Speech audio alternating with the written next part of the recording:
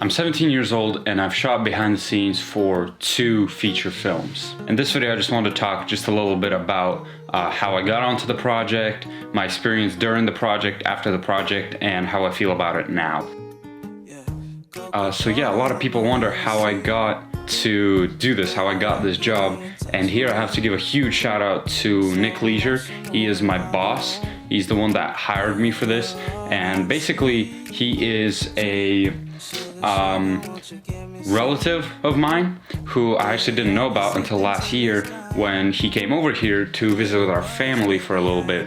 And while he was here, I found out that he worked in Hollywood. He worked in that whole film industry, which is what I was just getting into at the time with my YouTube videos and stuff. And so I asked him if he could come over to my room and just watch some of the stuff I did. And he thought it was pretty cool. And basically he gave me his phone number and said, hey, let's keep in touch. And that was it for a little bit. Then more towards the summer, I started to edit a few episodes of his podcast that he was doing, which is called Life of Leisure. It's a great podcast. You should go check it out.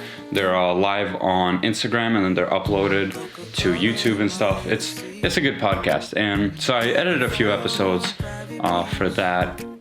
And then came right around April, I believe, of last year. So right after the summer and right before winter, he messaged me and said, hey, I'm directing this feature film in Mexico in Baja Studios.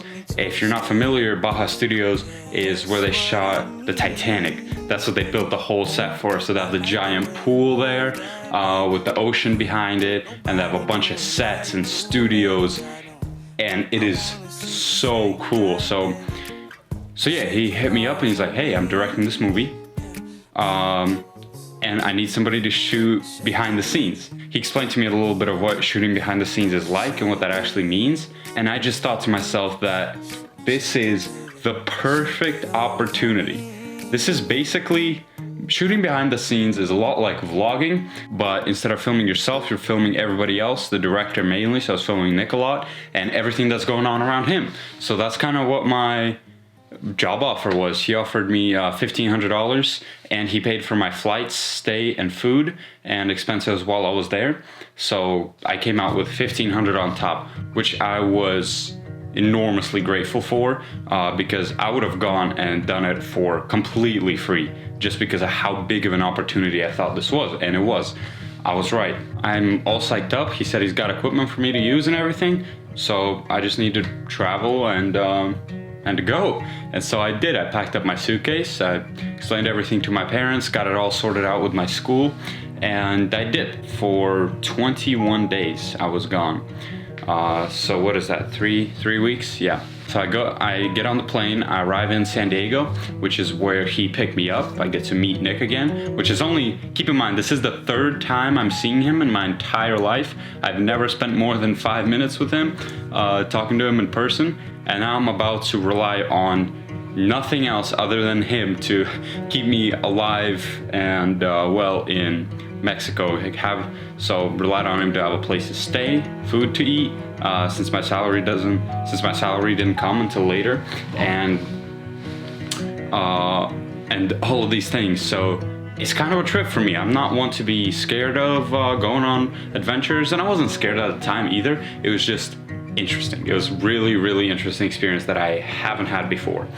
And with that, I arrived, we get in a truck, we drive over the border, go to the apartment where we're staying.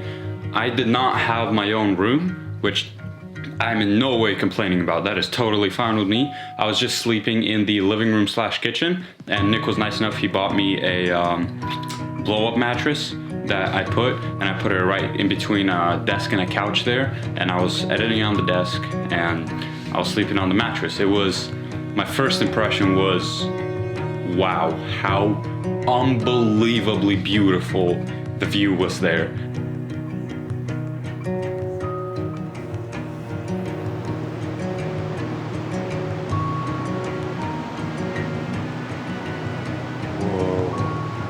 If you walk out onto the balcony there, you could see the ocean, you could see the beach, and it was just beautiful. I mean, it was unbelievable.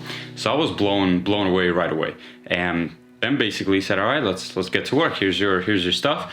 He gave me a camera. He brought me the same camera that I actually already have, the Canon 6D Mark II, which is my absolute workhorse travel buddy, just my sacred machine that I'm filming with right now, right here.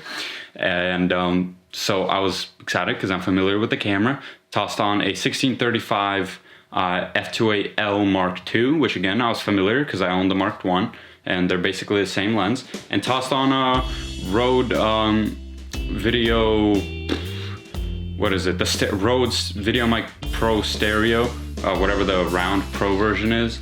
And so I was cool. I was ready to go. I was ready to make some great content. And we start off, and again, it's more like vlog style. I never get to let go of the camera. That was a big thing, is that to get over the first gen of wrist pains and shoulder pains and back pains of carrying a full frame DSLR with me in my right hand all the time, basically no exceptions. And as we're going along, I'm starting to kind of get the hang of it. And then we arrive on set. I check out the set, film the set, and it was absolutely incredible. So that's kind of the first part of the story. Second was, how did I feel actually working there? How was it shooting and doing my job and being a part of a crew, being part of a film set? At the studio, we had 3 sets. 2 of them were built just for us, and most of the movie took place in a Good Guys electronics store. If you guys don't know what that is, it was like a Best Buy of the 90s. And it was a really big electronics store at the time. And in Sacramento, there happened a huge hostage crisis where I believe they took 42 or 41 persons hostage, and basically a lot of people got killed, and it was a big tragedy. And so this is what the movie's about. So they built in one part of the set the entire electronics store inside, like the whole inside was built. They built the walls, they dressed it with electronics, and that was already pretty incredible. And then they built the other set out of absolutely nothing. There's just flat ground, and they built the entire front face of the store with the doors and everything, which is where the hostages were lined up, right in the doors.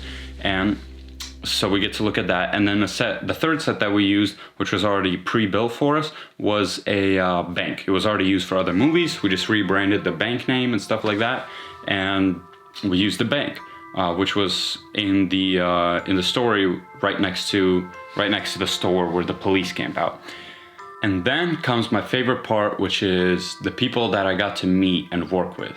So not only did I get to meet Nick and Anthony. Nick was the director, and Anthony was first AD, assistant director. So he would kind of run everything on set that Nick wasn't running, alongside the line producer. So I got to meet the actors, the talent, and the crew, both of which were amazing. That's something I didn't expect in this industry, is to work with so many great, absolutely incredible people. I met Lance Woods, who's a comedian who was there to act. I met How, Dang, Tony, and Kevin, who were our 4 main bad guys. I met people that were going to be in the store. For our actors, it was like Sandra Gutierrez, Jean, Cara, I believe, David Fernandez, Glenn Plummer. We had the cops, we had Mario Van Peebles, we had Raphael for SWAT, together with Aldo, who was the main sniper, and we had Mandela Van Peebles, who was in the store. It was a great cast. It was amazing to work with everybody. We had Alex Felix. Yeah, it was amazing cast. I like to believe I got pretty close with most of them, at least got to know them a little bit, and enjoyed everybody's company. Everybody was just amazing. And then the crew was just as good, if not better. The local Mexican crew that we were shooting with, Orlando, who was second AD, and Roman, who was Roman or DP, and Jorge, and just incredible people. Marcos, the whole art department, and just really an incredible set of people to work with. So that was probably my favorite part of the whole experience, regardless, was just working with this talent, because it was just awesome working with this many great creative people for a goal of one creative vision is definitely something. Ooh, it's getting hot here with all the lights, Jesus. But then with that came the work ethic. It was pretty loose at first, but the further we went, the harder it got. I remember last day we did, I think either 16 or 19 hours on set working. That was insane. We were working till 4 in the morning. I think we like 9 a.m. to 4 a.m. we worked. Yeah, that was pretty crazy. And everybody's exhausted, but everybody's going strong. I mean, we were fighting through it. Everybody had a vision, everybody had a goal, like I said. And so everybody's ready to pursue through it, even though they don't actually get paid any extra for overtime. That's the thing in the film industry. From what I understand, it's not per hour. It's more of a day rate for crew and talent. At least for that movie it was, and for my second one as well. So that was absolutely incredible. After all that hard work, I went home and I was making little 1-minute videos while I was there. Here, I'll queue up one right now. Go. Feeling good.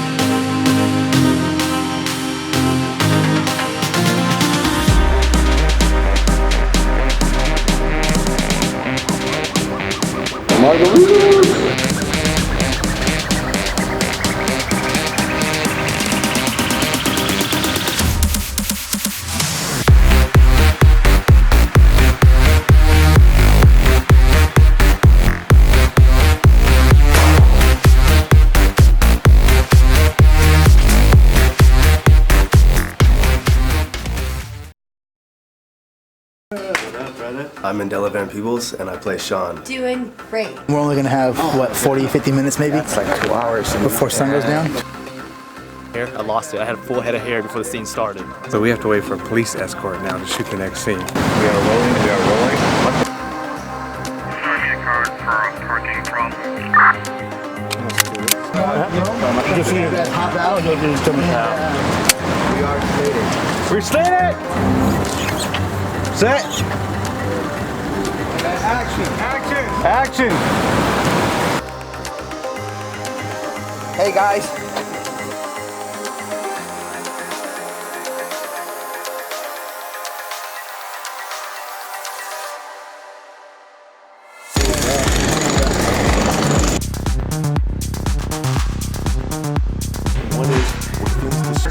Otro ensayo.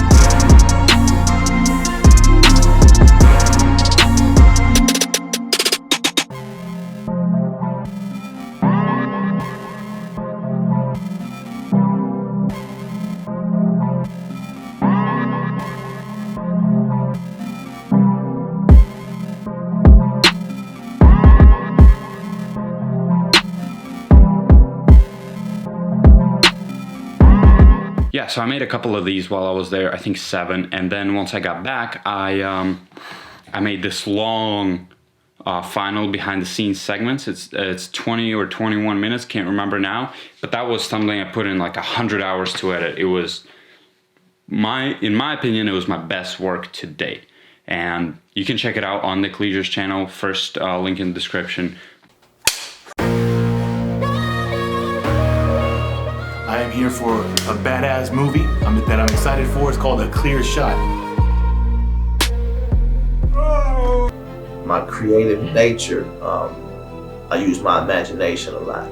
So when you're able to use your imagination, you can create anything to yourself. So I try to create use that same imagination the way I can create things to myself and create it to the world and portray it on screen. So super proud of it. Please watch it. It's a really big deal for me. Biggest step in my career was definitely finishing that. And then the second movie, about, I don't know, 5 months later or just a few months ago now, Nick hit me up and he's like, hey, got another movie coming up that I'm producing. My friend Felipe Cisneros is directing it, and come shoot behind the scenes. And of course I was like, let's do it, let's go, I'm coming. And again, same process, flew down, got picked up, went in, we shot a movie. It was about the same. It was, the workload was a lot more even. It was harder in the beginning and less difficult in the end. It was better spread out. And I didn't quite get to know everybody as well as I did on a clear shot, because actors were coming in and going away all the time, because there's a lot more of them and a lot less of them stayed for the whole time. But regardless of that, I got to meet even more amazing people. Corey, Mike Ferguson, Ignacio, McKenna. It was so much fun. Again, meeting the cast and working with the same crew. I got to get even closer with Nick and Anthony and Orlando and everybody else in the crew, and that was great. It was coming back for a second movie. It was almost like coming home. It felt so good to know all these people, but meet a good amount of new great people. And again, just good as on a clear shot. Just everybody very, very pleasant to spend time around. And of course, we had our fair share of having fun as well. It is movie set and we were in Mexico, so we got to eat like tacos and karaoke and everything else after we were finished filming. So that was just an absolute blast. And after that, I flew home and now I'm here. So how do I feel about it now that I look back? Well, I just kind of told you about it. It was a great experience. I'm really glad that I got the opportunity to go, but a lot of people are really happy for me that I got to go, and they understand the opportunity, but I don't think they quite understand the work that you actually have to put in to be able to take hold of opportunities like this. Because I know a lot of people that, I know a couple people that are in this sort of creative field who would not handle this opportunity, and perhaps if they got the first one, they wouldn't be invited back for another one. Because I'm not saying I did it perfect. I definitely had my moments where I just didn't do what I was supposed to do and really screwed up a couple of times, but for the most part, I think I did a decent job and I accomplished what Nick wanted, or most of it. Otherwise, he wouldn't have hired me for the second film. One thing I want you to take away if you're watching this is, if you're dreaming about opportunities like this, then make sure you are 110% ready for them when they come. So imagine the biggest opportunity that could pop out right now out of nowhere, how it did for me. I didn't even know Nick existed like 14 months ago. So an opportunity could come up damn near out of nowhere. And just make sure that you're ready for it. Do all the prep work. Make sure you know what you're doing. Especially if you're in the creative field, make sure you don't oversell yourself. Don't say that you can direct the feature when you haven't directed great shorts. Don't say that you're a star actor when you haven't practiced acting and been in anything other than shitty commercials. Don't say you're a professional photographer that can shoot a wedding unless you have some experience. Because if you oversell yourself, and if I oversold myself on this and I wasn't ready and I went to Mexico, there would be no going back. It would just be a terrible experience, because I can't just go home. Even if I was willing to give them back all of the money, I can't just go home from Mexico. They can't hire another person. I'd have to be there not being able to do what I'm supposed to do. And I can imagine that would be a terrible experience. So yeah, when opportunity comes, make sure that you are ready for it. And I promise you that eventually something will come up. If you're searching for opportunities, and if you're really doing everything that you can do in the right field, and you just have a bit of luck and a bit of talent, it should work out. Eventually it will work out. So yeah, those are my thoughts. Again, I'm 17 years old and I'm really grateful that I get to kind of dip my toes into the industry a little early. It's a whole lot of fun. I hope that I get to proceed into this as my career path. And good luck to anybody else trying to get in. It's a tough field. It's a lot of work, but it's not impossible. Never will be, never was. All right, my name's Alan Zroms, and can't wait to see you back for the next one. Bye-bye.